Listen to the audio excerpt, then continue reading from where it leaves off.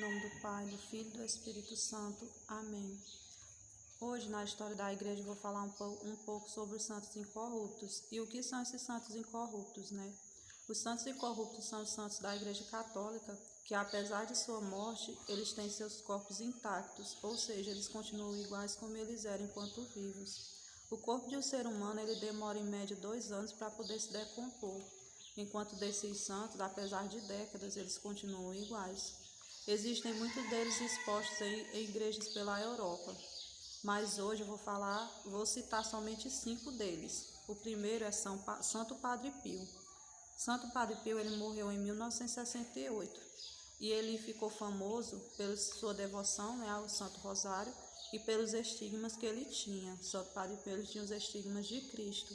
Ele foi canonizado pelo Papa João Paulo II e teve seu corpo exumado em 2008. O segundo é Santa Rita de Cássia, a Santa dos Impossíveis, né?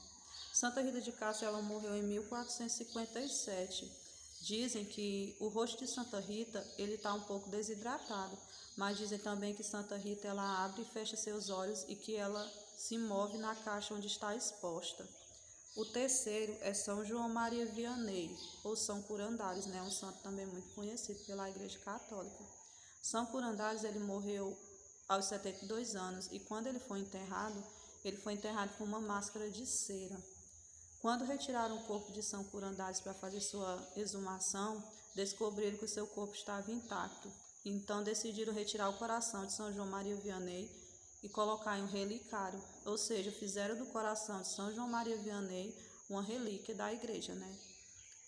O quarto é Santa Catarina de Labouré. Santa Catarina de Labouré, ela faleceu em 1876, mas o seu corpo ele só foi exumado 56 anos depois de sua morte.